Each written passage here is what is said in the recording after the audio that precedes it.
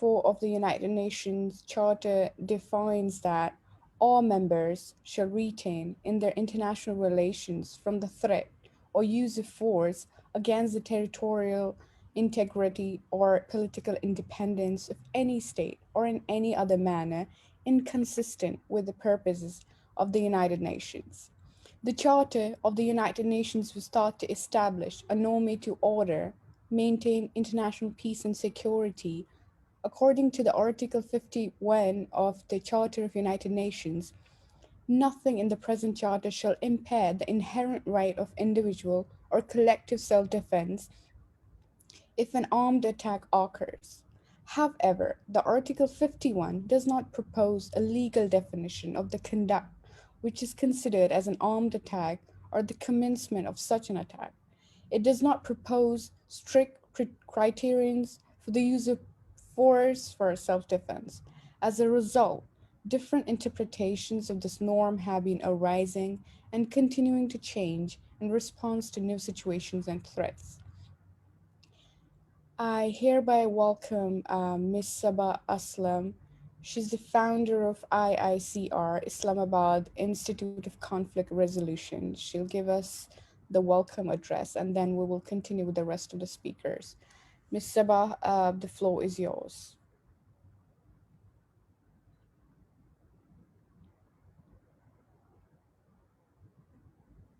Thank you, Dina.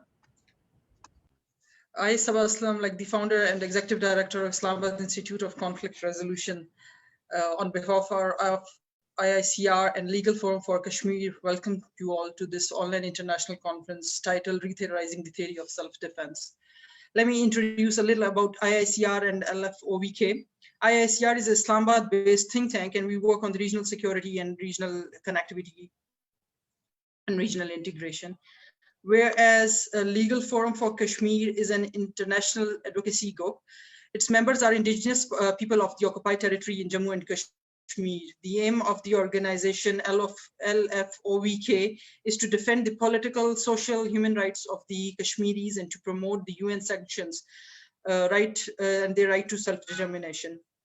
As far as this topic is concerned, the Re-Theorizing the Theory of Self-Defense, we chose this topic just to bring into the limelight what's happening around. So as we all know, that Israel and India are continuously imposing institutionalization, and they are doing discrimination against Palestinians and Kashmiris living under their occupied territories. Both the states have displaced hundreds of the civilians of that land. Both the occupying forces continue to use the excessive force during the law enforcement activities in occupied territories that are against the international humanitarian law. In recent violence from Israeli forces killed more than 200 Palestinians. Many were unlawfully killed while posing no imminent threat to the life of the security forces of Israel. Israel maintained its illegal blockade to the Gaza Strip, subjecting its residents to collective punishment and deepening of the humanitarian crisis there. It is it have also continued to restrict the freedom of movement of Palestinians throughout the checkpoints and roadblocks. Both Israel and India, being the occupying authorities, arbitrarily detained innocent civilians from the occupied territories, deprived them from the human rights, holding hundreds of them in administrative detentions, concentration camps, without any charge or trial.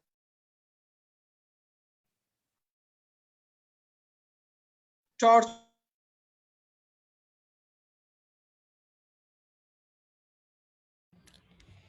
She probably lost her internet. Miss Sabah, are you there? Not really.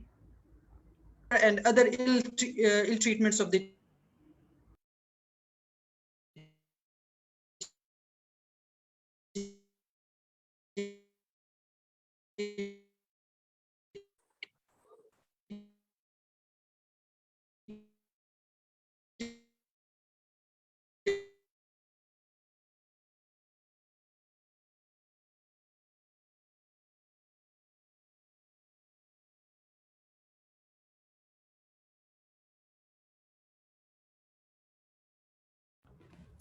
Nasser? Yes. I think she lost her internet, no? Yeah. Yes, please. We continue with the speakers, please. All right, cool. Okay, so our first speaker for this webinar is Dr. Ramzi Baroud. He's a US Palestinian journalist, media consultant, and author, internationally syndicated columnist. He's editor of Palestine Chronicle, former managing editor of London based Middle East Eye. He's the former editor in chief of the Brunei Times, former deputy managing editor of Al Jazeera Online. He's the author of 5 books and a contributor to many others. His latest volume is The Last Earth, A Palestinian Story, which was published by Pluto Press London. His books are translated to several languages, including French, Turkish, Arabic, Korean, Malayalam, among others. Um, he's the author of 5 books, which are Searching Jenin, Eyewitnesses, Accounts of the Israeli Invasion, The Second Palestinian Intifada, A Chronicle of People's Struggle, My Father Was a Freedom Fighter, Gaza's Untold Story, and The Lost Earth, A Palestinian Story that I just mentioned. He's also the co-author with Sama Sabawi and Jihan Siso of the poetry collection I Remember My Name. Dr. Ramzi Baroud, you have 15 minutes. The floor is yours. Dr. Ramzi? Yes. Hi, can you hear me? Yes, yeah, we can. Go. Hi. Hi.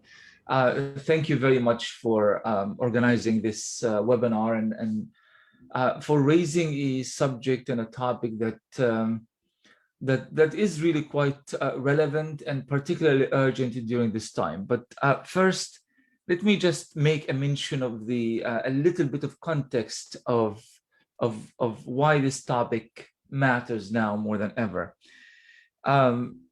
We haven't really heard much about the context of Israel's right to self-defense and so forth in previous wars. They have carried out all sorts of wars against the Palestinian people, especially in Gaza. I mean, the history goes on, but particularly in 2008, 9, 2012, 2014, 2019, and again in May 2021. In every single one of these wars, Israel killed hundreds and in some instances thousands of Palestinians and wounded and maimed thousands more. Yet the discussion was still not very relevant. Yes, Israel said repeatedly that it has the right to defend itself and so forth and so on, but we haven't really seen so much emphasis on the legality of Israel's right to defend itself as much as, or the so-called legality of Israel's right to defend itself as much as we felt it this time around. And I think there is an important political context here that needs to be mentioned, is that this is the first war that Israel launches on the Palestinians in which the global impact, the anger, the frustration, the rejection that Israel has received throughout the region, throughout the world, and every facet of society, from civil society organizations to various religious communities to celebrities, social media, and so forth. And this is why they have been pushing hard to talk about issues that they were not really interested to talk about in the past, such as the fact that they feel that they have some kind of a legal right to defend themselves within international law. This is the very international law that Israel didn't even want to acknowledge. They could care less about international law. And international law has always been a tool, a weapon, however ineffectual in the hands of Palestinians for such a long time. Israel has never used international law, or rarely rather, use international law to make or to win an argument. It was always might makes right. this time around is different. And it's different not only because of the international uproar and questioning Israel's disproportionate use of force, targeting of civilian infrastructure, killing of innocent people, perpetual siege on Gaza, but also because of the toughness of the Palestinian resistance in the Gaza Strip. I know that this is a subject that we wish not to talk about often because sometimes we kind of really want to maintain this element that Israel, that Israel's power is so by far supersedes and that of the Palestinians, to the point that Palestinian resistance is quite negligible if compared to it.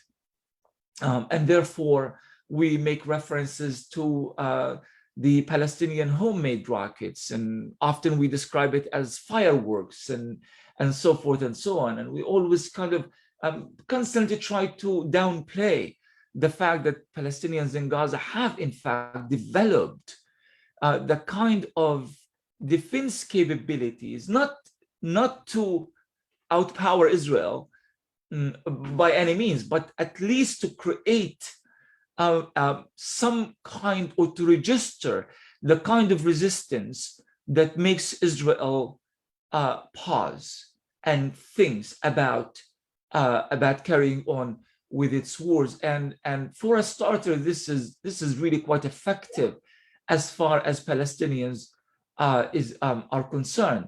Now, in the last war, 11 days of war, nearly 4,750 Palestinian rockets were fired at Israel, compared to the previous war in 2014, where nearly 4,000 were fired at Israel over the course of 51 days. You could tell that there is something unique is happening here as far as Palestinian capabilities are concerned. We can't compare this firepower, and we cannot compare this in terms of casualties and death.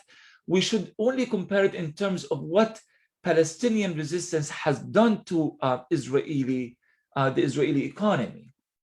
The fact that the Israelis were suddenly under siege themselves, the kind of siege that they can only impose on the Palestinians. And they watch about on television or read about and discover on social media, they were experiencing themselves.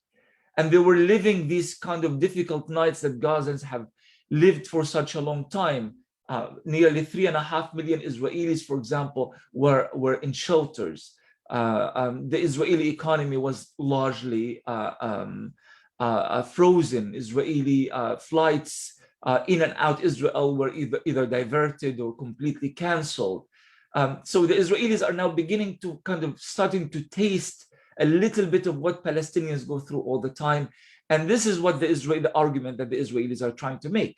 The fact that we are in shelters, our economies is non-functioning, and therefore we are in a situation where we are being threatened, and therefore the United Nations and international laws, references to self-defense have to apply here.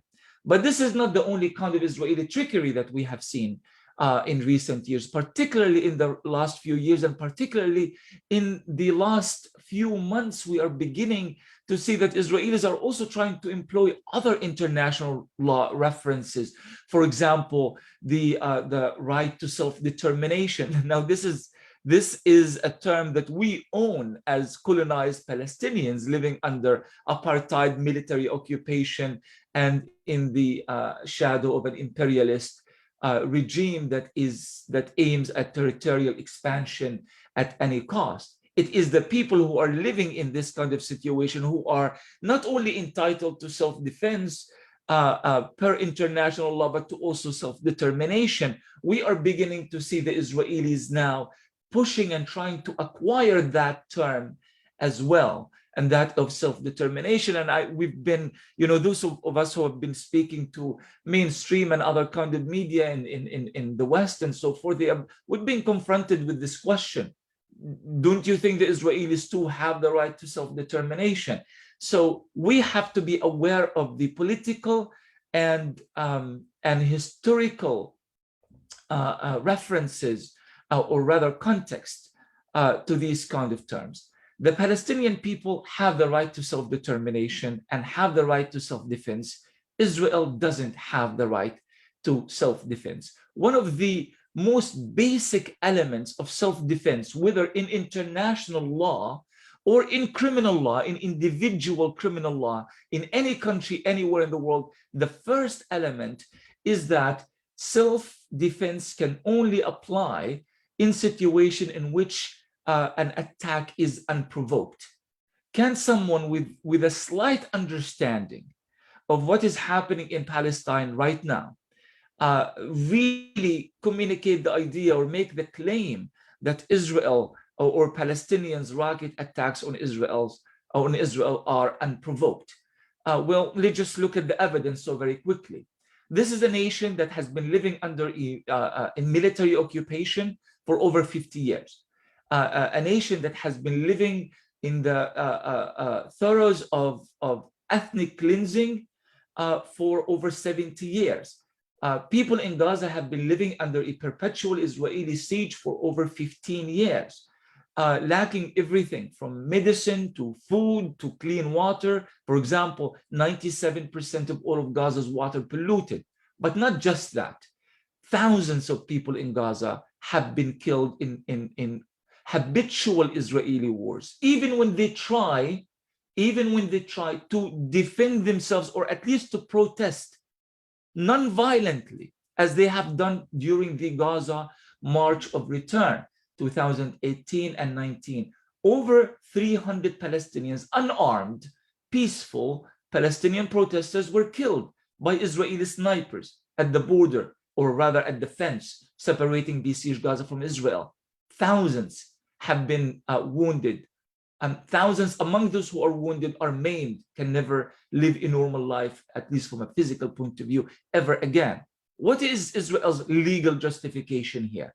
Where is the self-defense theory here? What is the international law reference that could provide Israel, however minuscule claim that it is in a state of self-defense? So Israel's use and misuse and manipulation of these legal terminologies are aimed at creating confusion, aimed at creating distractions, aimed at providing some kind of legitimacy to its conduct, because it knows that it has lost that legitimacy a long time ago.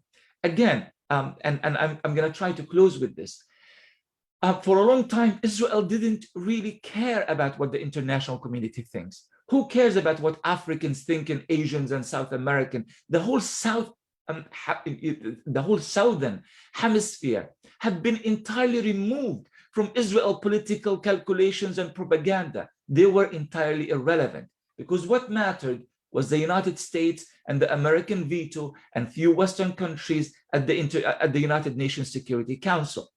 But the political paradigm at the United Nations is finally being dismantled because of the relentlessness of Palestinians, pro-Palestinians, and members of the UN and their supporters everywhere, as we see currently at the International Criminal Court, where Israel is facing for the first time in its history an actual criminal investigation for its conduct in Palestine. So they are realizing that the US veto is no longer enough. And they are realizing that American billions of dollars every year of military support is no longer enough. And now they are being forced to go back to international law and to try to match the Palestinians by making similar claims. Self-defense, self-determination, and so forth and so on. This is actually quite a win for Palestinians in the sense that now we are finally saying international law matters, and the Israelis are accepting, although they don't declare it openly, but listening to their political discourse, they are accepting to play by the same rules that Palestinians are playing with.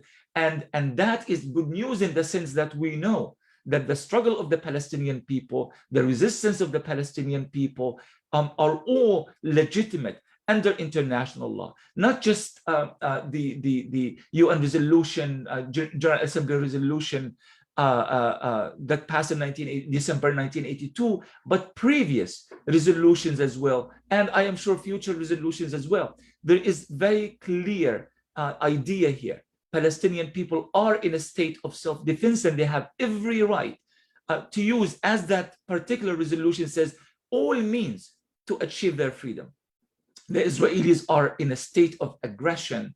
The state of Israel is in a state of aggression and can by no means make that legal claim, no matter how much they repeat it and no matter how they feel vindicated that they finally have some kind of UN or international law that slightly explain or justify their position. No international law expert can possibly, and in good faith, defends Israel's right to self-defense when it's putting millions of Palestinians under siege, killing children, elderly, destroying civilian infrastructure, schools, mosques, churches, and so on. I'm going to stop here, and I'm sure that I exceeded my time.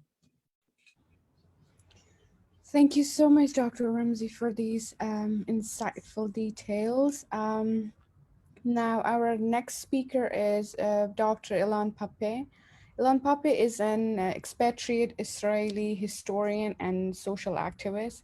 He's also a professor with the College of Social Sciences and International Studies at the University of Exeter. He was formerly a senior lecturer in political science at the University of Haifa. He's the author of The Ethnic Cleansing of Palestine, The Modern Middle East, History of Modern Palestine, One Land, Two Peoples, and Britain and the Arab-Israeli conflict. Pape is one of the Israel's new historians who, since the release of pertinent British and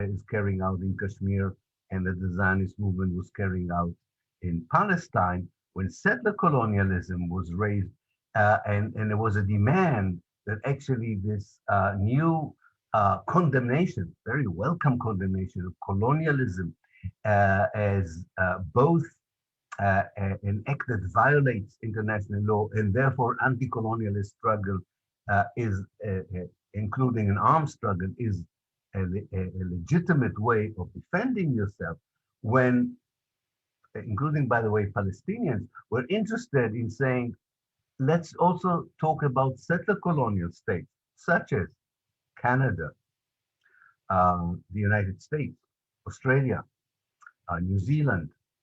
Remember, this is 1960. Algeria is still under French settler colonial rule, and Palestine and South Africa. It was Canada, the United States, Australia, and Israel that made sure that settler colonialism would not be included in the categorization of political outfits or structure that A, are illegal under international law, and B, could be resisted legally and legitimately. In fact, they made a very special reference to colonies that are not geographically separated from the mother country, and thus Indian settlers that come and colonize Kashmir, Jewish settlers that come and colonize Palestine are not included in this category, and this has not as yet been challenged. The reason was not just racist and pro-Zionist, if you want, or pro-Israeli or pro-Indian.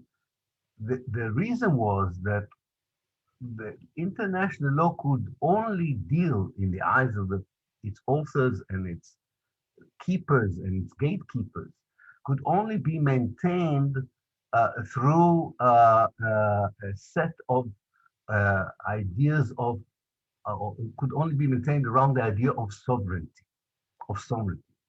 Only existing, actually, if you look at it, only existing sovereign states have the right to defend themselves.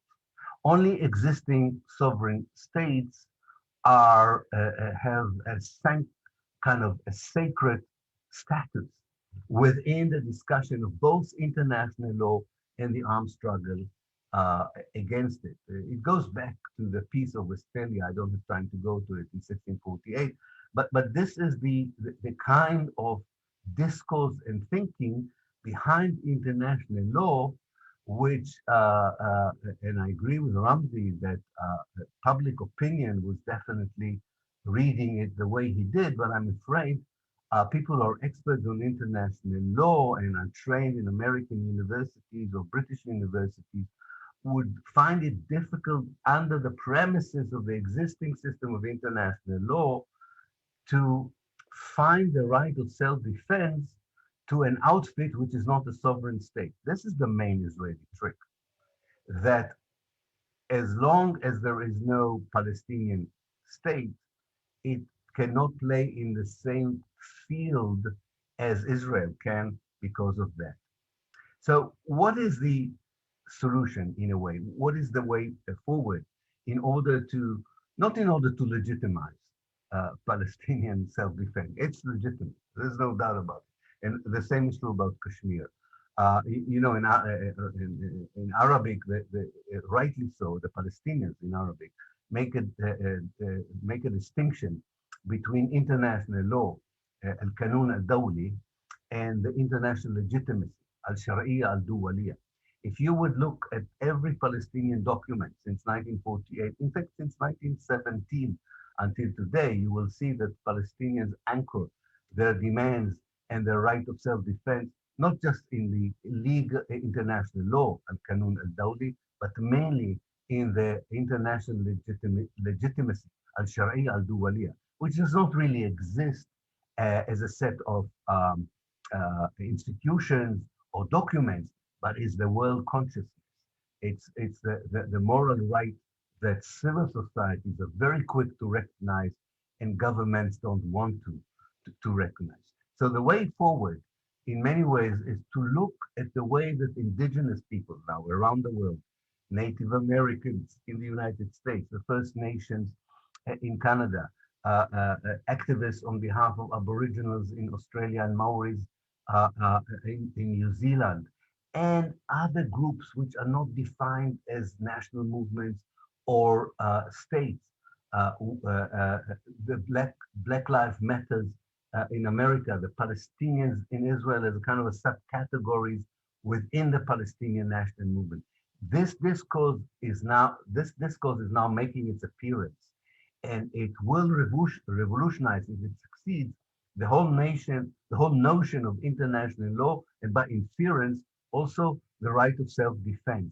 It is not just the game of existing sovereign states.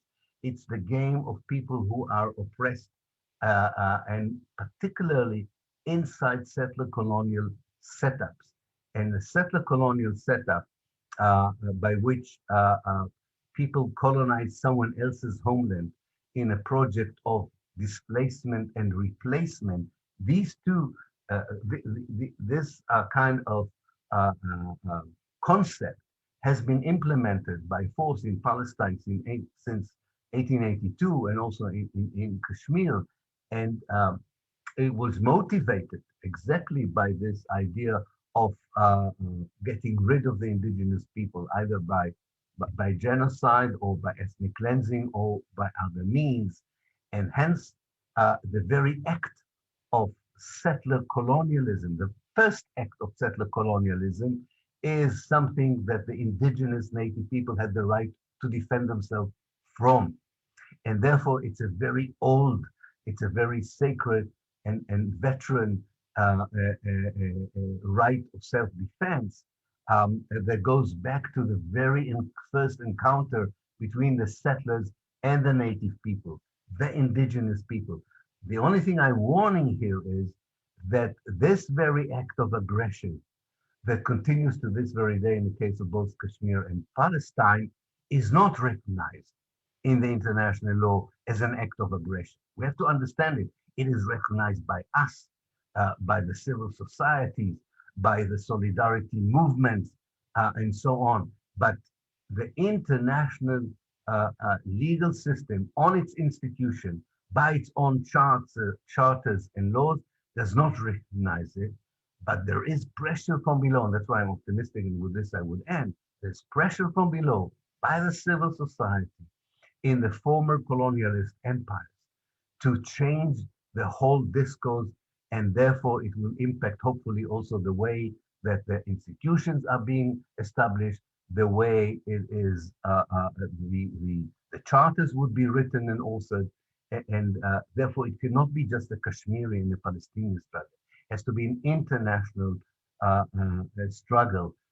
And I can give you the first indication that something fundamental is going to change if, for instance, the situation of the African Americans and the situation of the First Nations, for instance, in Canada, where just recently a mass grave of children was discovered from the 1950s, if these issues would also be part of the discourse of international law, of a crime against people who have the right to defend themselves, if this would be the language that we will hear from above, not just from below, we will know that we are in the middle of a very important revolution in the way we understand international morality, the right of people to defend themselves, and the meaning of decolonization in the 21st century, which can only be the dismantling of the settler colonial institution, occupation, and ethnic cleansing, both in Kashmir and in Palestine. Thank you. Thank you so much, Dr. Alan Pape.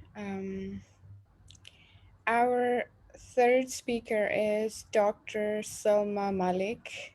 She's an assistant professor at the Department of Defense and Strategic Studies, Quaid-e-Azam University.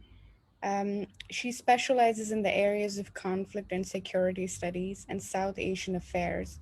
She's an alumnus of the Uppsala University, Sweden, the Asia Pacific Center for Strategic Studies, APCSS Hawaii, and visiting research fellow at Sandia National Labs, New Mexico, USA.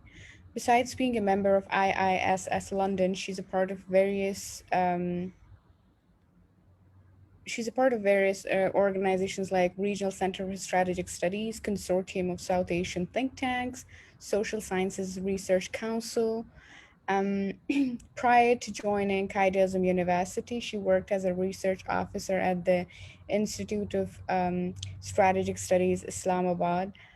She's also been on the visiting faculty list of the Intelligence Bureau Directorate, National Institute for Management, Foreign Services Academy, and has rendered lectures as a guest speaker at the National Defense University. Dr. Selma, the floor is yours. You can unmute yourself and you have 15 minutes. Thank you very much, Tina. Thank you for this very kind and elaborate introduction. To Sabah for inviting me to speak on this very important topic, and to be part of an enterprise which has such learned speakers joining it. A very, very important topic. The more said about is the less.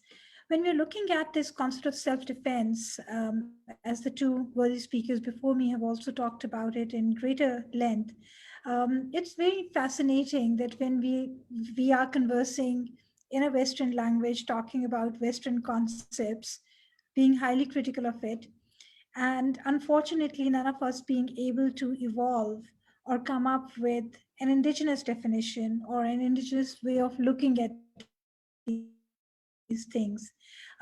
This has been the state so far, and how long it continues is something to be seen. However, so long as the current state of affairs continue, we have to navigate the space provided to us in that very capacity and see how things work.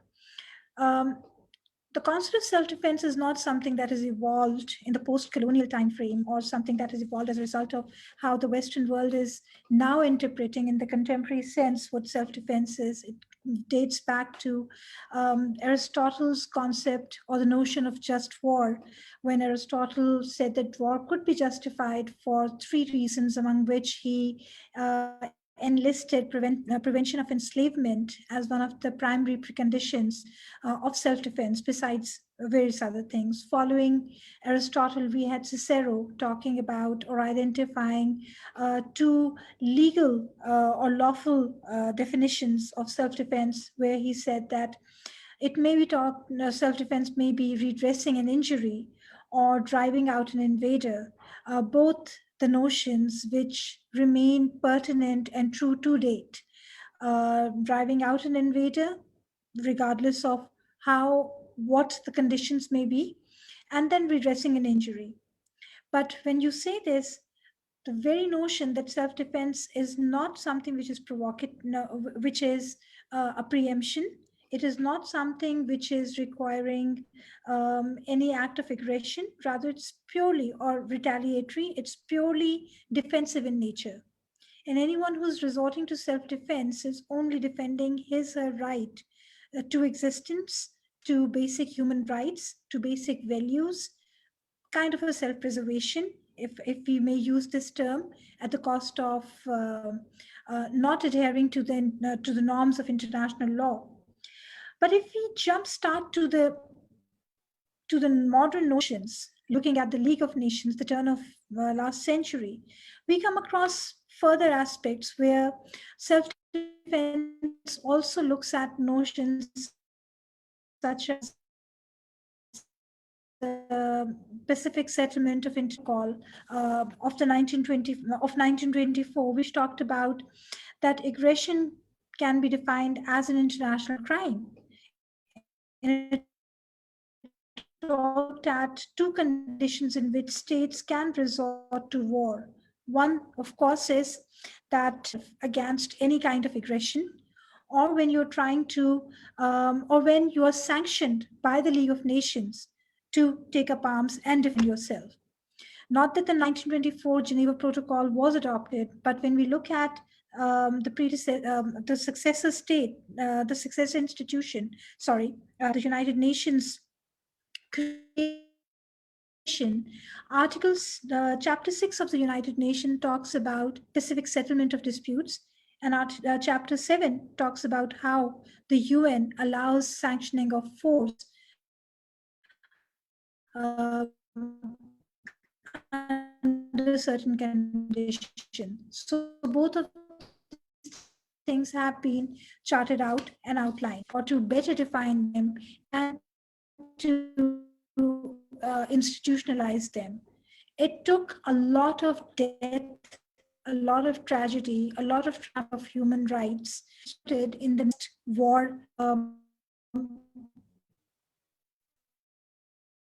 self-preservation,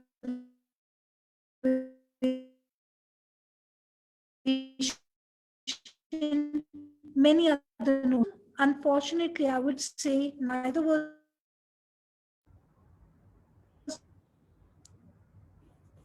Dr. Selma, your internet is really, really bad. We can barely hear you.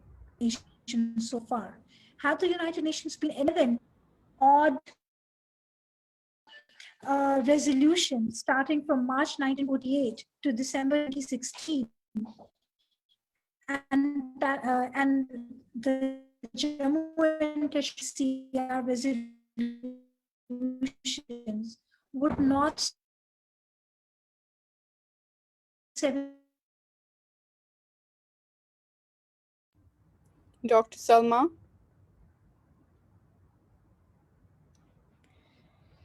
We probably lost her. Dr. Selma. All right, we'll take her back when she gets her internet. Meanwhile, she comes, we can take up Professor Dr. Mevludin. Dr. Selma, are you there? Yes, I'm there. Sorry, Oh, I you think lost your internet. something happened with connectivity. I'm back. I'm back in action. Please complete it. Apologies for that. Yeah. So, looking at all of these notions, have these institutions really been able to put their mark as Professor Ramsey, Professor Pepe had talked about it, that unfortunately the very instrument that have brought about these institutions, international law, the law of warfare, and all the redressal measures are functioned or are tailored in such an environment where these things will not get addressed. These things will not really take place. Jumping to the Kashmir issue, because one needs to speak a bit more on that notion. When we look at Kashmir, where does Kashmir stand today? Is the Kashmir case ripe enough for self-defense? Definitely. What does Kashmir actually mean? Kashmir means illegal occupation. Kashmir means denial of basic rights. Not something that happened as of August 5th, 2019, but something that is happening since 1940s, since even before the creation of the independent states of India and Pakistan from a Kashmir has unfortunately faced a history, a very long, painful history of persecution. But if you're looking at the modern states of India and Pakistan and the dispute that we know of as illegally occupied Jammu and Kashmir, whatever fence of wherever we are standing across the line of control, what we see is people being persecuted, their basic human rights, their basic rights being denied. Interestingly, it was fascinating to see how the Western media projected once the internet was not allowed after 2019. But no one really talked about the fact that people were not even allowed to leave the very premises of their homes. And the homes that where they were restricted were not exactly their safe havens or space. The homes could very easily be violated from outside. So there was no protection from an outside invader in their own country land, in their own very personal spaces, the homes, the space where they reside for centuries. The indigenous Kashmiris, as Dr. Pepe had also talked about, this very concerted way of, or the indigenous flavor of these occupied territories is something that really needs to be focused on. What we have seen since 2019, and even before that, it's not that, as I again stress, has started as of 2019, been a very systematic and a very well organized fashion, um, uh, a cultural genocide or cleansing of Kashmir's history, its heritage, its culture, its indigenous flavor. Various of the Kashmiri landmarks are now being targeted by the central government, by Modi's regime, by saying that these sites were previously Hindu worship sites, and then mosques had been built on them. So the mosque have to come down, and the temples have to be reclaimed. Kashmir, especially, was a place which was known for interfaith harmony and living together. The Kashmiriyat, the main flavor of Kashmir, technically talked about this. Kashmir was a safe haven for people who were very different from the the South Asians could bicker about my religion or your religion, my culture or your culture, but that was not something that was happening in this peaceful valley. But despite that, what we see in one past century, that Kashmir unfortunately has been targeted time and again by various oppressive regimes, and its indigenous flavor has been very systematically being eroded, and now it is actually an endangered culture and heritage. What else we see in Kashmir? We see people who are not able to access basic health care. Women are dying on the roads. Women are dying at their place uh, during childbirth or for any other reasons because they are not provided access to the hospitals. When we look at international law, when we look at this notion of self-defense, there is this of necessity and proportionality. But when we look at what is happening in these occupied territories, whether it is Kashmir, there is no sense of proportionality when it comes to that. The daily images of the Palestinian youth, or now the Kashmiri youth, holding stones in their hand and being targeted in retaliation by Indian security forces or the Israeli security forces with guns, with grenades, with pellet guns is a very stark reminder that there is no proportionality when it comes to self-defense. So if Indian security forces say that we are using heavy firearm on people who are protesting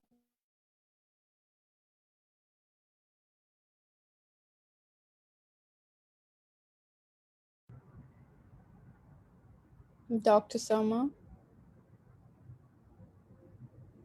cool. We'll take her at the last now.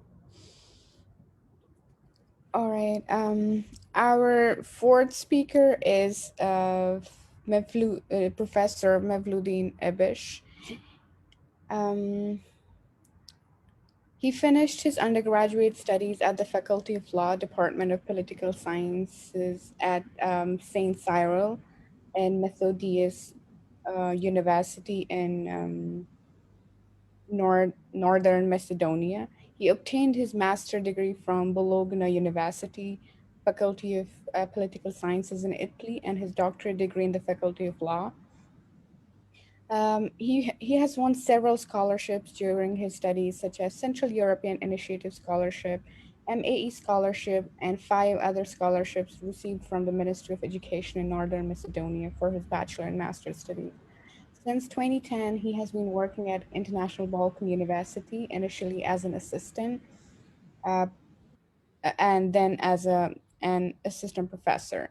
In April 2020, he was given the title Associate Professor at International Balkan University. At the same university, he has acted as the Vice Rector. Currently, he is a full-time lecturer at International Balkan University. He's also a member of scientific board of several scientific magazines and a participant in the organization of scientific conferences as a member of organizing and scientific boards. He speaks several languages. Yes, Dr. Mevluddin, you can unmute yourself and the floor is yours. Okay, thank you very much, Dina. I thank you very much to the organizers and to the participants.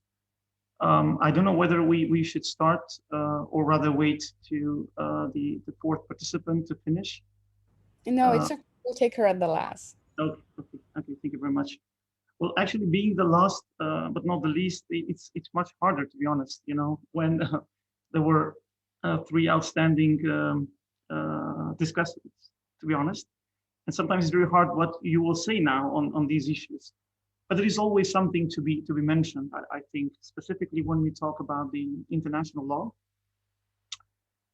In the case of Palestine, to be honest, I'm more specialized in Balkan politics. But I have observed the case of Palestine and Israel quite much. I'm less informed about the case. I mean, I know the issue, but I'm not very much, you know, developing myself to the issue of Kashmir, though I know surfacely, just to be modestly honest. It's interesting that, you know, when you create an idea now, when the discussants are talking about, you come up with other ideas. I do think at the very beginning that international law is not related very much to the question of state-to-state interests. It's related to the question of individual-to-state interests. And I think my thesis now goes against Dr. Ilan Pop, because I think that the construction of sovereignty of states, it's not developed based on states as such. It's developed based on the individuals and civil society. Though I'm Lockean here, and I think that if we read Locke, we'll find lots of arguments in relation to self-defense, not to the question of state-to-state interest, but to the question of individual or citizen and versus the state. Because we have to ask the question, what happens if we have an authoritarian state versus the citizens? And then we have to see the question, or we underestimate the idea of self-defense. If the societies, if the states are actually overusing their physical perspective or physical power over their citizens. So I think that we have to come back and to go to the state of nature or to the law of nature, and then we will come to a real argument that self-defense is duly related to the question of, I think, human rights law, not to the state-to-state interest. But even if we go and we talk about Palestine or the Palestinian society versus Israel in terms of self-defense, I think that Israel from 1978 with Camp David 1 and 2, Oslo Agreement, actually accepted Palestine in a certain status because, you know, in international relations, though I'm a political scientist, when you negotiate, you by automatism, you accept that factor, which is on the other side. So by default, you have a factor that might imply the perspective of equal status. So you recognize another perspective. My position, to do my prelude, I think that the problem of Palestine and Israel in terms of international law, it's quite much because it's long lasting and long lasted. It's a complex perspective that does not hold. We cannot look only on the international law perspective, or we have to see the political motion there. Because at the end of the day, even if you want to apply the international law, you need states. Though I'm not a realist, but in that context, I think that we haven't grown mature enough, to be honest, in the way how international organizations have to imply that decision. And if you look the case of Palestine and Israel, you just have to go and see, for instance, Resolution 478, Resolution 497, but the most fresh one is Resolution of Security Council, which is the highest, I would say, norm that implies immediate activity. It's 2334, 2016, in terms of that Israel is violating the West Bank by implying the Jewish neighborhoods and violating the private property and so on and so forth. In this regard, I think that the question of the Palestine Israel, it's a complex one because it lasted longly. It's still open as such. And here I can imply some factors because we have a time limitation. I would go first the partition plan. And I would see from a political scientist point of view, I would see a moment in which the Palestinian or the Arab side completely underestimated the moment. Even though the partition plan was quite much selective, was quite much unfair in terms of territory and population and involving the minorities, I would say that they missed the opportunity to create the state identity. That, for instance, which Mustafa Kemal Atatürk did in 1923 with the Lausanne Treaty. Even though it was very bad, but it created the identity of their state perspective. Two, I think that the position of self-defense which Israel is using, though it's justifying its activities, not only this year, you will see repetitively, I would say it's the case of Hamas, for instance. The very moment in which they are very strong in the way how they bring their argumentation in front of the international platforms, it's absolutely the case of Hamas, and they do use this argument quite much. Now, you would say, what is the alternative? I think that the position of using the right to self-defense, it's absolutely on the side of Palestinians in terms of individuals and in terms of, let's say, civil society. But I think that the misconception here is that there is a huge asymmetric power landscape between the Hamas, which is the, let's say, political organization in Gaza, versus Israel, in terms of political power, in terms of military power, and so on.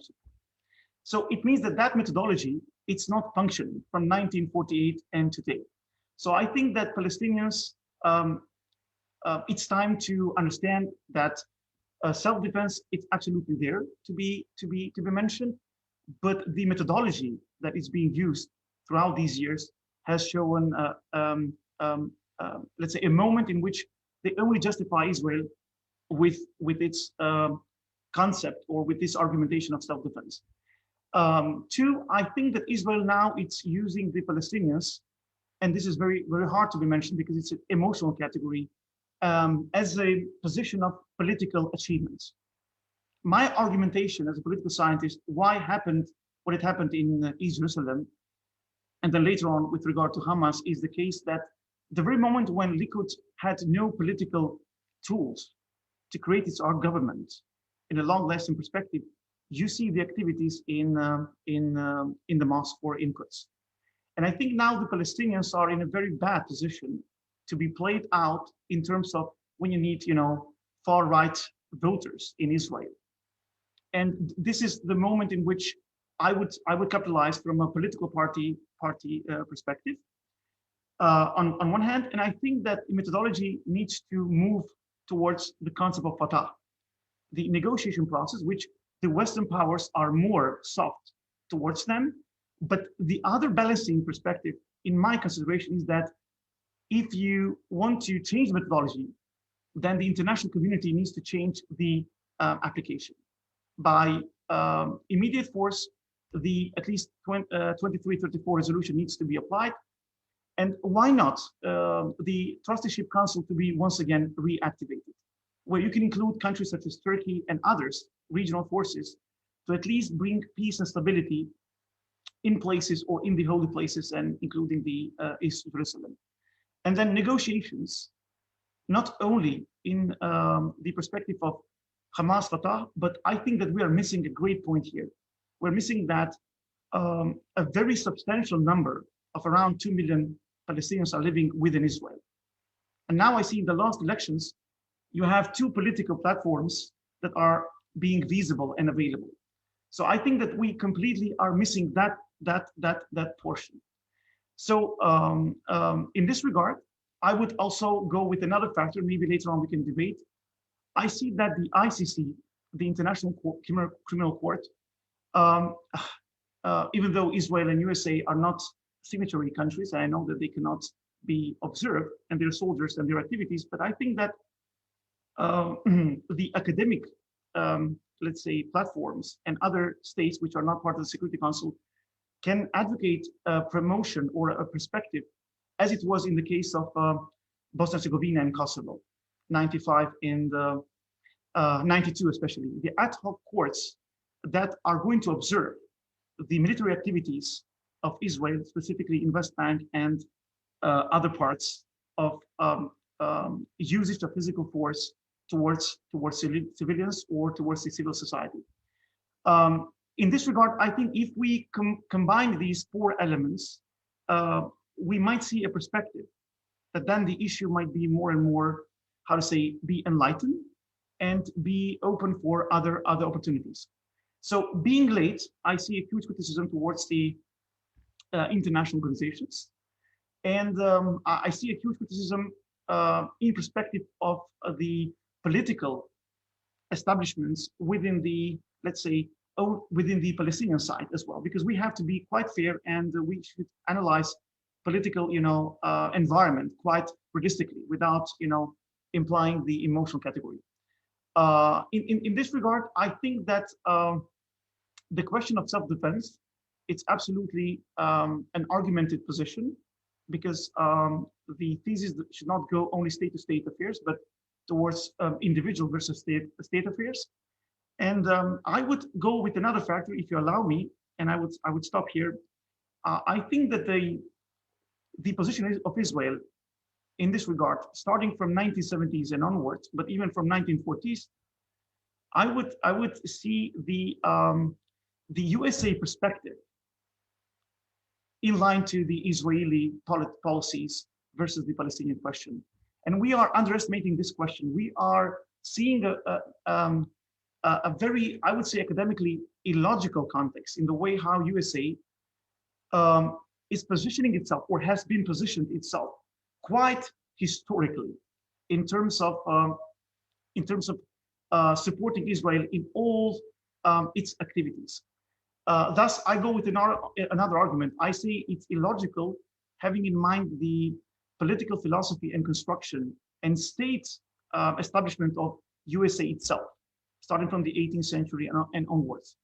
So I think that in the case of USA, in terms of policymakers, it seems to me there are missing scholars that will imply their ideas of liberalism. I see a very tough, sometimes defensive realism and offensive realism in their advocacy. So what Israel is doing actually nowadays, it's a typical offensive realism in terms of providing for itself more territory, though it's against all resolutions, as I said, 478, 497, in terms of, let's say, area B and C in the West Bank. So I would also imply this element that I think that USA, of course, from an academic point of view, should go back to 90s, the times of Clinton, in terms of advisors that imply the concept of liberalism, in which pushed USA towards the involvements and the so-called international humanitarian interventionism. So all conditions are being fulfilled here in terms of involvement, maybe not as it was in Bosnia towards Yugoslavia, or in the case of Kosovo towards Serbia, but I think that peacekeeping mission, it's absolutely, all conditions are being fulfilled, and that will be the first perspective towards peace and stability. And at the end, I would say that even if we bring peace and stability, I don't know whether we can talk anymore about two-state solution in terms of Palestine, having in mind the deterioration of the Palestinian territory, one, and two, they are not even, they have never opened the discussions or reopened discussions when it comes to repatriation. I think repatriation will be another big stone between the Israelis and the Palestinians. So in terms of self-defense, I go with the idea that I think that Palestinians have right to self-defense, but there is a huge missing perspective on the international community, unfortunately, that makes only Hamas more visible, and then implies the idea of let's say Islamic terrorism, fundamentalism, and so on and so forth. So I thank you very much for listening to me. I don't know whether I extended my time, but if there are other questions or debates, we can continue. Thank you indeed. Thank you so much, Dr. Ebish. We will give the floor to Dr. Selma, but if any of you have any questions, please write them in the chat, or we're live on Facebook too, so please type your questions there so that we can pick them up and ask them to the speakers. Yes, Dr. Selma, the floor is yours. You can complete. Thank you, Dina. Apologies for the earlier snag. Just 2 points that I would like to add before I conclude, because most of the focus is on Palestine, but the Indian occupied Jammu and Kashmir and the Palestinian territories carry a lot of similarities. So the point that I was trying to make here was the fact that this particular notion that the previous speaker just talked about, that can we go back to the previous year's commitment, certain commitments that had taken place in the past. Unfortunately, as of 2019, the path that Indian government has taken on Kashmir, that path cannot be reversed. The revocation of 370 and 35A, 2 articles, which Pakistan did not really agree to, because Kashmir was a UN Security Council sanctified disputed territory, and India had no right to have any constitutional act associated with these occupied territories. But yet the fact was that they did provide the indigenous Kashmiris with some kind of protection, which was given as part of Mr. Ambedkar's constitutional framing. But unfortunately, all of that has gone, and that is not something which is random. It is part of the larger program that India has initiated in the terms of Citizenship Amendment Act, the National Registration for Citizenship, the anti-Muslim legislations, triple talaq, and so many other notions that are happening. So you actually fit all the dominoes, and you see that there is actually a very systematic pattern to the entire persecution and what is happening, unfortunately, in these areas and with the Muslim population. And Jammu and Kashmir happened to be a classic case study for India to actually persecute, to destroy its indigenous flavor, so that they can totally change the entire dynamics of the place. With getting rid of Article 370 and 35A, India is now free to make any types of demographic changes, which it is making already in these occupied territories. And the indigenous Kashmiris, they are being actually pushed out of their comfort zones. There's no longer any art and craft being made. As I said, the religious heritage sites are already being brought down, and the flavor is changing. Plus the fact that people are being asked to leave their jobs. They're just being sacked from fired from their jobs, and very few Kashmiris now feel economically, personally, socially secure, living in their own spaces. So, is there any reversal to the course? Unfortunately, there won't be. The reason being, it's not that it is just this regime which is making what it is doing. Actually, this regime has been very vocal and very, quote unquote, I would ironically say, honest about what it has said. It had on the very onset in its election manifesto, and even after, talked about making all of these changes, and they've done that. Unfortunately, the previous regimes, however secular they tried to sound, had soft paddled the similar issues and undertaken them. So this is a course which is not going to get reversed. What can we do? At best, we can do lawfaring, which Pakistan is doing, but Kashmiri's right of self determination or Kashmiri's right of self defense is something which is not being recognized similarly the way it is not being recognized with the Palestinian by the international agencies and international actors. In fact, when the Balakot incident happened, a false flag operation staged by India to its successful the Pulwama incident that it had staged, and then it retaliated with Balakot. It was done primarily for popularity gimmick, seeking election. Better results in the election, and it was very successful in doing what it did. And there have been similar smaller but equally important false flag operations, and that's not going to end there. India has put it in its state structure, its strategic structure, how it is going to go about doing all of these things. But the fact is that international actors are siding with India. They're not looking at how India is totally compromising on the Kashmiris' right of self-defense, right of self-existence, right of self-determination. And so long as that continues, and even the Muslim world is totally quiet about it, these things will continue. What is going to take, the last point that I'm going to say here, what is going to take the international community a million more deaths before the international community gets sensitized to the very fact that indigenous people such as Kashmiris and the Palestinians, when they are persecuted, they do not carry out acts of revenge, but their retaliation is not proportionate. It's very disproportionate when it comes to the state apparatus shown by the Indian security forces as well as the Israelis, and they only and only try to protect themselves. Thank you very much, Sabah. Thank you very much, Tina, for giving me the extra time and space. God bless.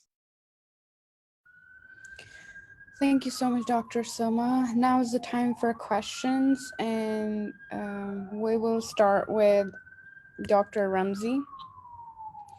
So the question for you is, how do you see the contemporary geocolonial formation and shape of India and Israel? Under this very scenario, how do you analyze the geopolitical alliance of the settlers?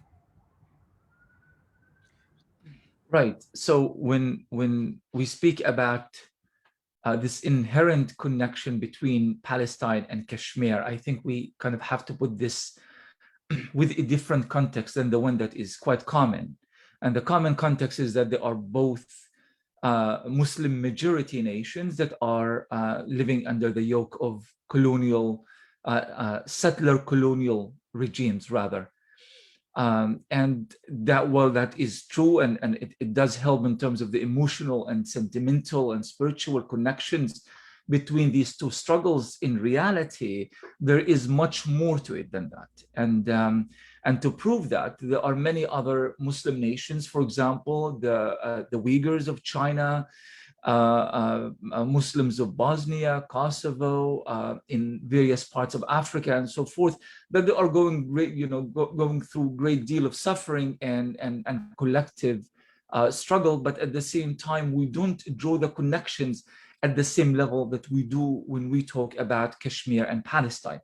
And the reason behind that is that there is indeed real practical similarities here, aside from the fact that from a historical point of view, both Palestine and Kashmir were kind of sent into this state of statelessness and became subjected to this relentless settler colonial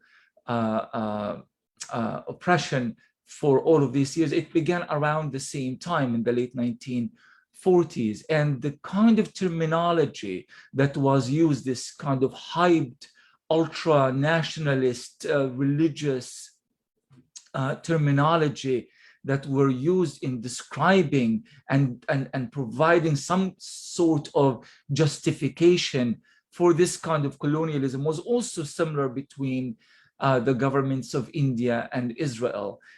In India in particular, we have been seeing this language much more accentuated under the Modi regime. Previously, under various Indian yes, the idea was always there, but we haven't really seen it being articulated at the same level of chauvinism, racism, Islamophobic discourses that we see happening today. And this explains this kind of this sudden love affair that is taking place between Israel and India. This particular affinity between Modi and Benjamin Netanyahu. In fact, even before Netanyahu, I stumbled upon this article a few years ago that said that Modi at one point had a picture of Ariel Sharon, the Israeli prime minister, known as the butcher of Sabra and Shatila, in his office. So we're not only talking about political necessities here, we are talking about real affinity, real love affair going on between the Hindu nationalist and the Zionist ideologues of Israel and India. And we are also seeing this happening, sadly, at a grassroots level within both of these societies. So not only Palestinians and Kashmiris are finding real historical links between their struggles, but also the Indian and the Israeli governments as well are finding this kind of rapport that is connecting them at various types of course, racist, chauvinistic political discourses, but real and tangible, and it translates to hundreds of millions of dollars in terms of military exchanges and billions of dollars in terms of economic exchanges as well. But if you don't mind, just to allude just very quickly, and I promise I will not take much time, just talking about an earlier point that was raised, and I don't know if I understood it correctly by the professor from the Balkans who spoke earlier, something to the effect that Hamas's style of resistance is giving Israel some sort of explanation or justification before the international community that is in a state of self-defense. I hope I misunderstood that point, but if I didn't, I still think it's important to highlight something. No matter what type of resistance that Palestinians use, no matter whether you're talking about Hamas throwing rockets in self-defense against Israel, or a Palestinian supposedly trying to stab an Israeli soldier in a military-occupied West Bank, or a Palestinian child releasing a balloon against Israel while protesting at the fence separating Gaza from Israel. No matter what Palestinians do, Israel will always find that very explanation, that it is in a state of self-defense. And long before Hamas existed, Hamas has been around since 1987, long before it was existed, when the socialists fought back, when the secularists fought back, when the independents fought, whatever form of Palestinian resistance, whatever the identity of the resistors, whatever form of resistance they have used, Israel always presented itself as a victim and is in a state of self-defense. So let's not kind of delude ourselves with this notion that, oh, well, Palestinians are giving Israel some sort of a moral justification to what they are doing. The Palestinians need to do absolutely nothing, and still Israel will find a way to justify the murder and the genocide and the ethnic cleansing of Palestinians. Our language is a threat. Our numbers, they call us, our actual numbers, when we multiply and increase in numbers, we are called the demographic threat. Even worse, the demographic bomb. The fact that Palestinians fall in love and get married is a threat to Israel, and have children is a threat to Israel. So let's not really delve into this kind of really unnecessary justifications of Israel is using Palestinian resistance to justify its action. There is no truth to that from a historical point of view, and of course from a moral point of view as well. Thank you so much, Dr. Ramsey. For Dr. Ilan Pape, there are 3 questions for you. Isn't the status of Palestine different from the BLM or indigenous people in Australia, since the UN General Assembly recognized the PLO in 1974? And what kind of institutional arrangement is required in order to fully suffice the needs to implement the application of self-defense? Yeah, thank you. Thank you for the 2 very good questions. Well, when the United Nations made its resolutions in 1974, 1975, it also passed a resolution that Zionism is racism.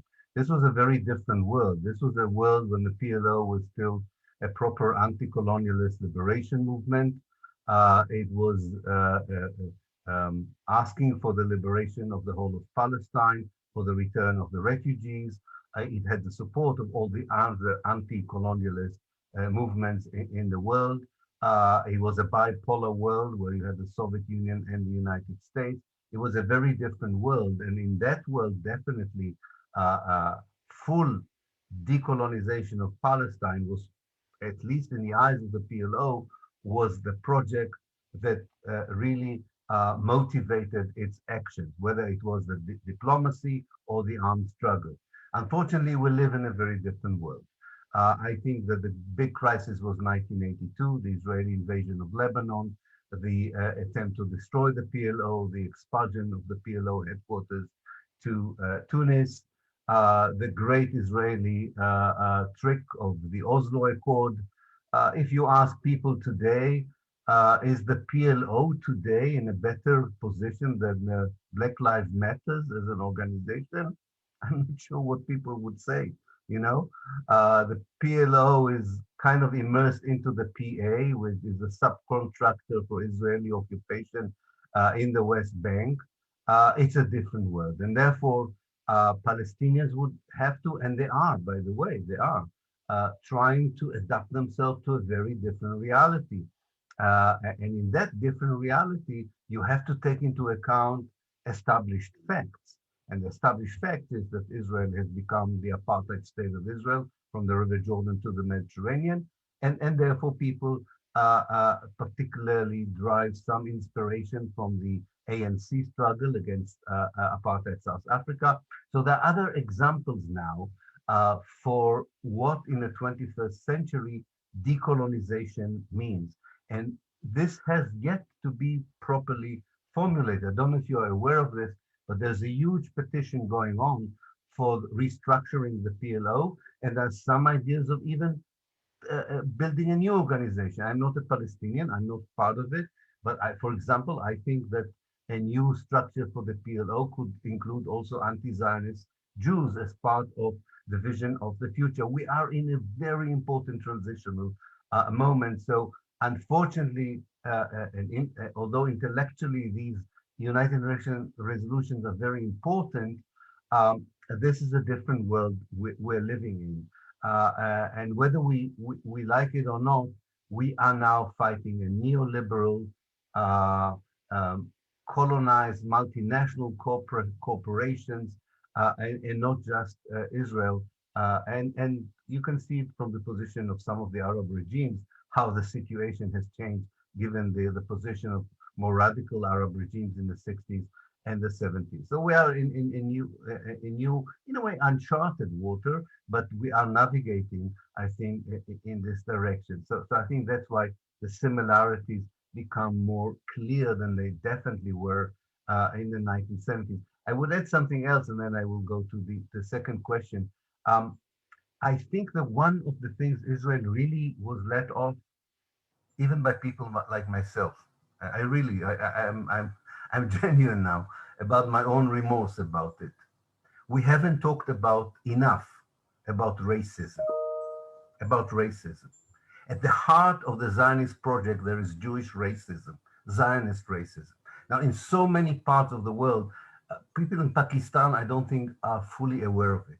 But if you try to equate any kind of Jewish ideology, whether it's Zionism, for instance, with racism, it's you can't even start the conversation in the United States and Western Europe.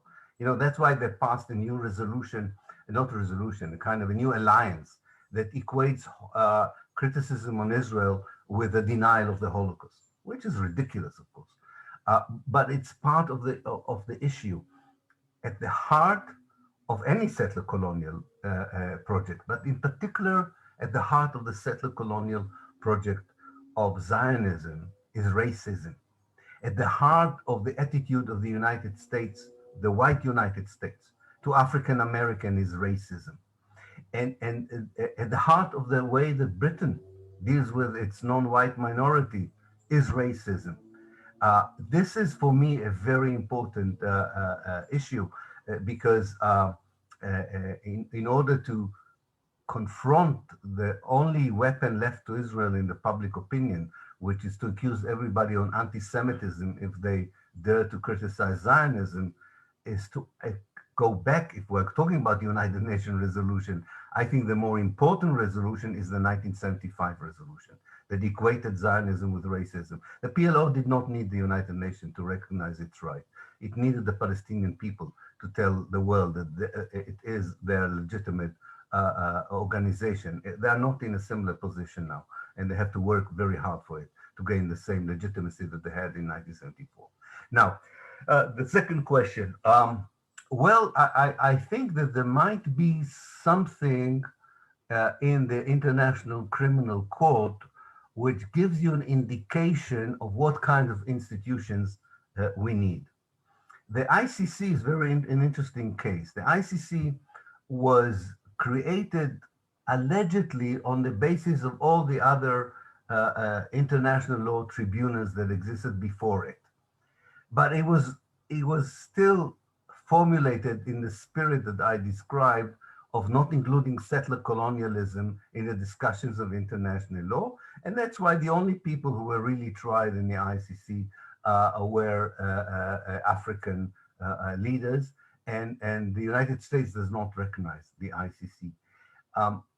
The reason the United States does not recognize the ICC, because it is, in a way, an aberration compared to all the other international tribunals. It is for the first time that you have an international court that can not only be applied to non-Western countries or non-American countries, if one can call it this way, but also to American policy, both inside the United States and outside the United States. So this is the kind of institutions that have to extend the idea of criminality to domestic policies, to settler colonial situations, and by this they would be much more reflective of the world we live in the 21st century, which includes so much social and economic injustice apart from anything else, which the COVID-19 crisis has exposed, where really nation states are not the solution for that. National movements don't have a very good answer to that. What you need is a different perspective of humanity, of culture, of decolonization. And I think that if you look at Palestine as an example, it is a question of how you decolonize Palestine to bring back normal and natural life to the Palestinians in a way that will also inspire the rest of the Arab world to seek even political formations, which are not necessarily all imported from the West. It's a different conversation to be had, but I think that's the direction I'm thinking of. And thank you for the questions. Thank you, Dr. Pape. Dr. Selma, you're here, right? Yes. All right. So you might like to respond to the question. Palestinians have been deprived of vaccination so far in refugee camps. How will this impact the Palestinian struggle against Israel?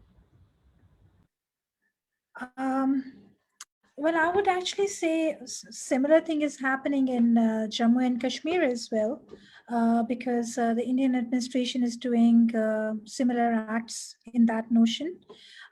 This is a outright and straight away denial of basic health rights to any individual. And I think more than anything, the international bodies who are looking at ending the pandemic, they need to take up this issue with with the Israeli authorities or with the Indian authorities for allowing people to get vaccinated, even if they're in refugee camps. Because today they are denying them these rights in refugee camps, and tomorrow they're going to say that these refugees are a big health risk, and that would become a ground for further persecution or turning these people out of their living spaces. So there is absolutely a pattern to whatever is happening, and it is not not a random act or a whimsical act that today these state authorities are not allowing vaccinations. It is being done because they want to make it sure that these population groups living in refugee camps do not return to their actual places of residence if ever such a situation arises. And God forbid, in worst case scenario, they die as a result of pandemic and lack of vaccination than otherwise. Thank you so much. Before we move to Dr. Ibish, there's a follow-up question for Dr. Ilan Pape. Um, the UN later withdrew the earlier resolution declaring Zionism was racism, isn't it? This is a question. Yes, in 1991, if I remember correctly, it was under American pressure. It was abolished in a way, but that just shows you that we don't examine the United Nations resolutions according to the pressures from the outside to change them or not.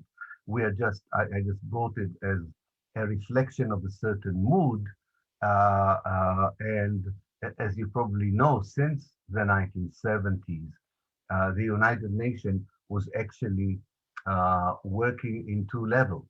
There was the level of the Security Council, totally controlled by the United States, vetoing any significant resolution that could have undermined in any significant way Israeli policies on the ground. And you had the General Assembly, which reflected the more international perspective, where the inalienable rights of the Palestinians were more recognized and acknowledged. But of course, the General Assembly has no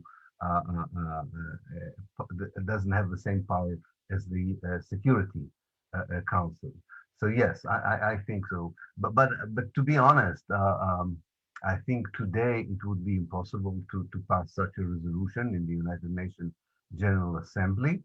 But if we examine the way the public opinion around the world reacted to the last 11 days in May, where the Palestinians stood united against Israel, I think that you heard more than ever before, not just a rejection of these particular Israeli policies, but a very profound understanding what is the source of these policies and their connection to a certain ideology, to a certain history, to a certain mindset, which many people around the world do not accept anymore.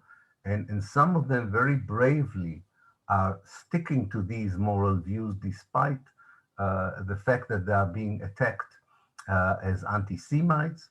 A lot, I don't know if you know it, but a lot of academics in the West have lost their positions because of their courageous position stances on Palestine. In my own center in Exeter, we are collecting evidence, and I must tell you, this is a widespread phenomenon where people who have strong moral positions in the Western academia on the question of Zionism and Palestine, unless they are very well positioned in their own institutions, are endangering their career and their chances for a tenure in these institutions. So this is a campaign. This is a struggle that goes on. And I'm not sure that the United Nations is the only arena for trying to use the international community as one of the areas or one of the arenas through which we hope to help and change the reality on the ground in Palestine. Thank you, Dr. Pape. Dr. Ibish, a question for you. When Israel was granted UN membership, it was conditional to grant Palestinians a right to return to their ancestral home, which Israel never fulfilled. Why don't we talk about it? Why shouldn't we demand cancellation of Israel's UN membership? And you might also want to respond to Dr. Ramzi's take on your response to Hamas. I mean, your take on Hamas. Yeah, yeah. Thank you very much, Dina. Thank you for the question. Okay, let me go first with Dr. Ramzi. My observation, Dr. Ramzi, is about to see all factors implied in the case of Palestine and Israel. Of course, I gave the argument which everybody knows, what is the public statement of the Israeli state in terms of self-defense. So that was just in the argument that we see. The emotional part is something that we can go, further and further. But I think that it's time to talk about rational, perspectives. Why say this? Because I have a historical experience, not mine, in terms of these territorial disputes in the Balkans. Let me just tell you something. For instance, when Yugoslavia was attacking the Bosniaks, which were the Muslims, from 92 to 95, killing in 3 years 150,000 Muslims, they were saying to the international community, mainly Americans, guys, please don't intervene, because if you intervene, you are going to help to create Ali Izetbegovich's state, which is the state of Islam. And you're going to do this in the Balkans, which is the heart of Europe. In the same time, Bosniaks, others were living in Serbia. So I'm just making an analogy, like Israel of today is implying force towards West Bank, which is something that, all the resolutions, even though they were, as Dr. Ilan Pape is saying, in the time of Soviet Union, but still resolutions are, the highest, let's say, legal and political acts to which we can refer. Otherwise, we don't have something else more than United Nations, even though I agree fully with you that it's dysfunctional. At that point, I think that the position of Hamas, as I stated before, it was just the argument of Israel towards the Palestinians. But on the other hand, if we imply this, to whom Palestinians are going to talk when we talk about two-state solution? Imagine we have a peace. Tomorrow, Israel is accepting to negotiate with Palestine. To whom Palestine will negotiate? We have to understand the rationality that even in times of peace, political negotiations will continue. And the other argument of mine is that what happens to approximately, you may know better than me, around 2 million Palestinians in Israel, which we are not implying them as a political factor. And from my perspective point, I would like to imply them because they are a source of sovereignty and a source of interest. And two, where is Fatah as a concept? You know, that negotiational perspective, the PLO of before, and so on and so forth. So I just gave my observation, a rational one. Otherwise, as a Muslim, of course, you know, I can go and we can cry all day. But once again, we have to go and we have to be in that negotiational roundtable, and we have to push. And I believe in this. We have to push for once again trying to impact the political establishment in USA, because I see from this point of view that only USA, once again, is the only source that does have the political, I would say, why not legitimacy to even bring ceasefire. We can't find this in Russia. We can't find this in China. So I think we have to work as academicians to talk about more about that liberal approach to the interest of peace and stability. Otherwise, of course, I am for the self-defense, and I gave my arguments. What is the self-defense? Even I went further. I said that as an individual, you have the right to self-defense, not as a citizen. I would go in further. I mean, what happens to refugees? Do they have the right of self-defense? I go with that. Yes, of course they have. But in the case of Palestine, there is a need of rationality, because as it goes like this, a very strong alliance between USA and Israel exists. And we can see it's very obvious. And the territory of Palestinians is detrimentally, how to say, decomposed.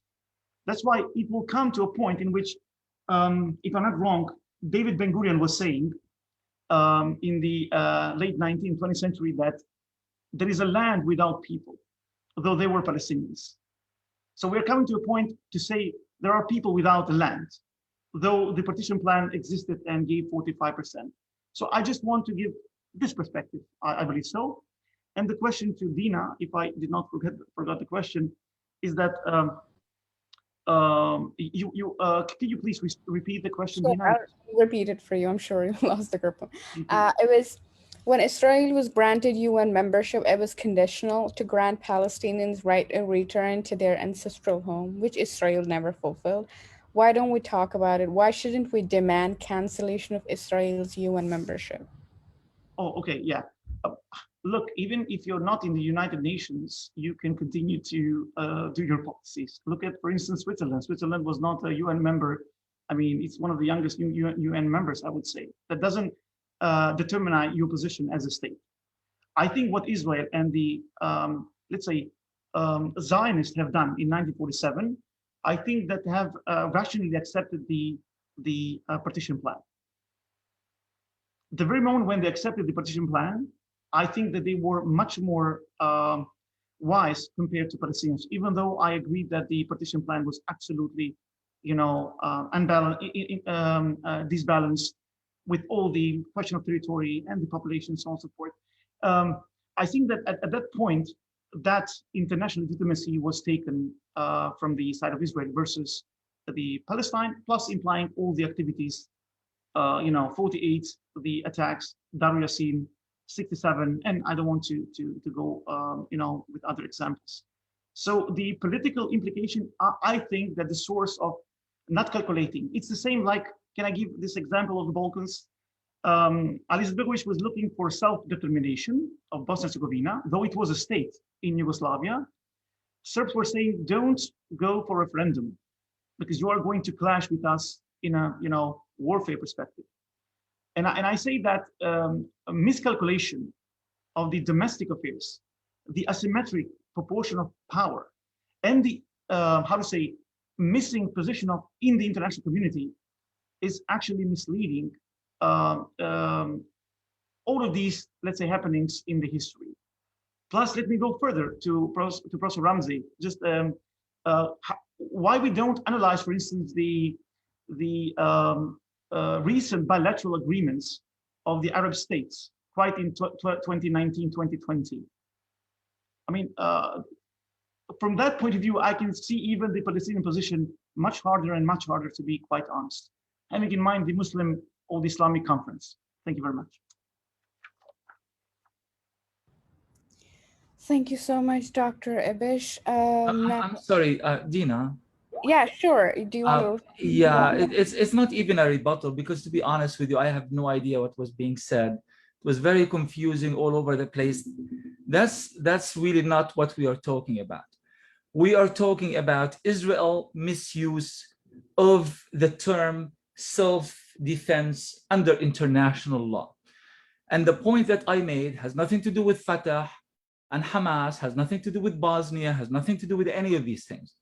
It has everything to do with the fact that Israel utilizes and misleads and deceives people into thinking that its action against Palestinians, whether Hamas or socialists or any other group of Palestinians, to be an act of self-defense.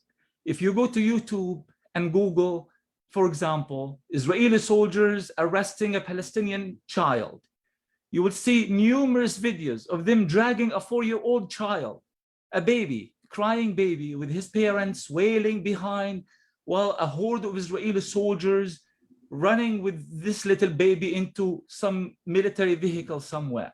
It's an everyday reality in Palestine. To dignify Israel's claim to self-defense of Hamas and not Hamas is, I'm sorry to say, but it's really a Zionist discourse. And the point I tried to make earlier, that Hamas was created in 1987, yet the Zionist discourse was always there. They blamed Palestinian socialists because of the support they received from the Soviet Union, for example. Or they blamed Fatah because of the support they received, say, from Jamal Abdel Nasser in Egypt. Israel utilizes whatever political context that they find available in their disposal, and they latch into it. And then they become somehow part of a larger American war on something. War on the Red Menace, these are the Soviets, war on terrorism, war on Islamic radicalism, and so forth. They don't need the Palestinians to give them that justification. In fact, prior to all of this, prior to the Cold War, prior to the Soviet context, they utilized, for example, a trip by the Palestinian Mufti of Jerusalem prior to the establishment of Israel, and the fact that he was exiled by the British and he met with Hitler at one point, the same way that numerous leaders, including Western leaders, met with Hitler before the war. They actually utilized that to create some kind of a connection between the Palestinians and the Holocaust. I mean, it is maddening, it's insane. And long after Hamas is gone, there will be some other justification and they will latch into something else. They claim to be an indigenous people. They claim to be part of the anti-colonial struggle because they fought against the British during their war of independence. They come to this country, to America, talking to various Native American groups, telling them that they have mutual history and in the fight against colonialism. Netanyahu goes to Africa. He tells the African leaders that our fight is one and the same against colonialism and against racism and for the rights of the native people. Israel doesn't need Hamas. It doesn't need Hamas. It doesn't need anybody else to give it any form of justification to its action. By us even merely suggesting that this might be the case, it's just ludicrous and it's ahistorical.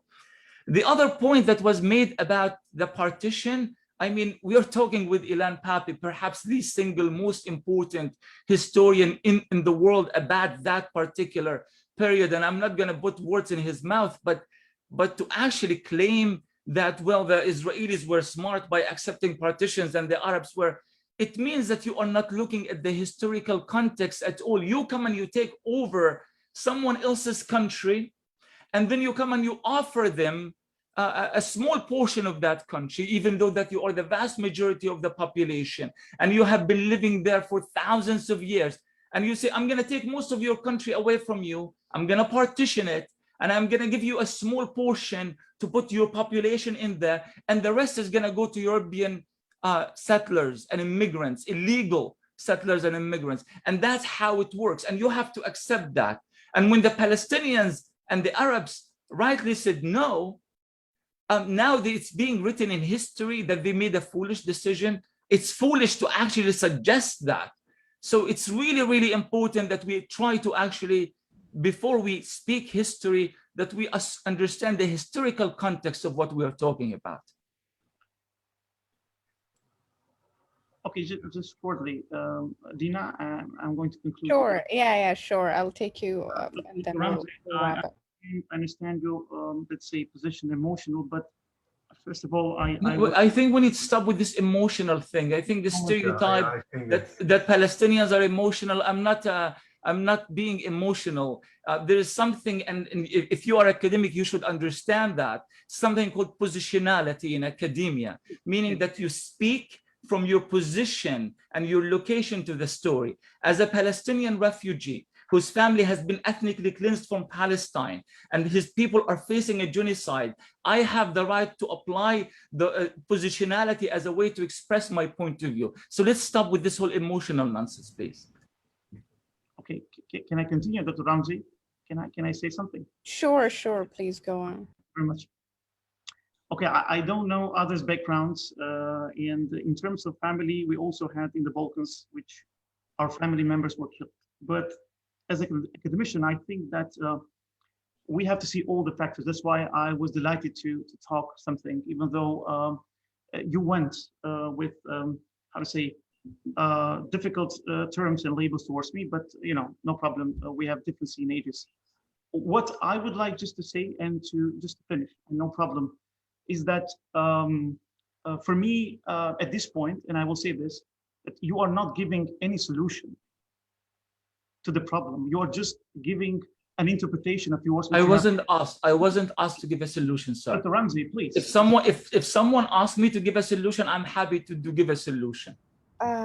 Okay, Dina, thank you very much. I appreciate for the. Thank you so much, everyone.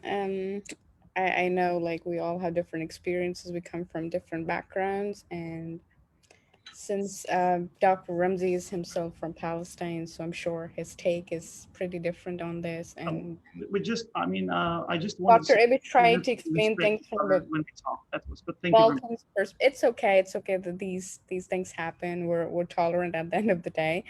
Thank you so much, everyone, for your valuable insights. Like, it was pretty much detailed. Dr. Nasser Qadri would like to wrap up the session.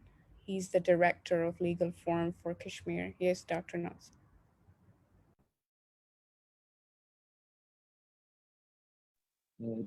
Thank you, Dina. I'm yet to submit my thesis. I'm not doctor. Okay. I made it a doctor. Congratulations. On behalf of the Legal Forum for Kashmir and Islamabad Institute of Conflict Resolution, I would like to express my sincere gratitude to all the learned speakers. Of course, no phrase, distorts the reality more than the Israelis' right to self-defense. Same is the case of India in the occupied Kashmir. I'm a student of international law. If we see on the other hand... Nasser, I'm sorry to interrupt. Before you wrap up, I would like to give floor to Dr. Ilan Pape. He has something to say. Okay. Or do you want to finish first and then we give floor? I'll finish.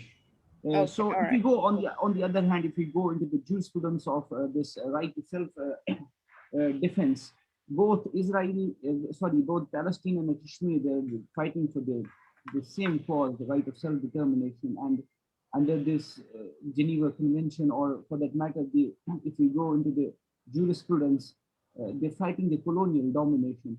And I know one knows that the situation is akin, like there is no respect to the principles of the humanity, nor there is the principle of proportionality. We go on the broad daylight, we see the vandalization, the destruction of the property, the torture, killings. So it seriously points a question mark on the efficacy of these principles and also to the Geneva Convention. I thank you, all of you, once again. And thank you, Sabah. Sabah is a director of Islamic Institute of Conflict Resolution, being with us. Thank you very much. Dina, please. Yeah.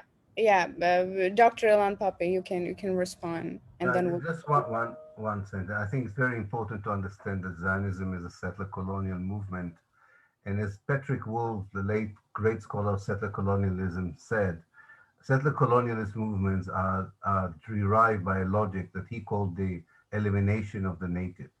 The Palestinians are the main obstacle for the Zionist movement. And the reason that Israel accepted the partition resolution was because they knew that the Palestinians could not accept it. And had the Palestinian accepted the partition resolution, you can see it from my historical work, the Zionist leadership would not have changed its plans. It would have ethnically cleansed the Palestinians, whether they accepted or did not accept the partition plan. All the Israeli policies is predicated on the incompletion of the ethnic cleansing of 48, incompletion because of the Palestinian resistance, not because of the Israeli will. This is a project of, as I said, displacement and replacement. It's bigger than Kashmir in a way, because here a whole country, Palestine, is targeted, and it doesn't matter who is in power in Israel, they would not give up until they have totally de-Arabized the whole of Palestine. And therefore, this is not an emotional thing. This is not an unrealistic thing. This is a struggle for survival and existence. And finally, American involvement was destructive, negative, and the only way actually of moving towards a solution is taking the Americans out of the equation, not including them in it. And I believe this will happen, and eventually we will end one of the last settler colonial projects, hopefully together with Kashmir. Thank you. Thank you so much, Dr. Pape. We would like to end this session. We will see you in our next virtual. Dina, I'm very sorry, but just to say that to believe that USA will be completely isolated from the international relations, I mean, I'm very sorry, but then completing my studies until now, then I don't understand the international politics. No, sorry. Yeah, I really apologize. It can happen. Stop It speaking happens. American. I really apologize, English. I'm It's really good to sorry. unlearn, not just to learn. It's also good It's to an unlearn. academic debate. Yes, I'm extremely sorry for this. Thank you very much. Thank you. it's okay. There's difference of opinions everywhere, and we need to be tolerant. We all learn from each other. Thank you so much, everyone, for your insightful Thank you. experiences. Thank you, Dr. Pape. Thank you very much. Thank you. Thank you, Dr. Abish. Have a great time, everyone. Have a great day, everyone.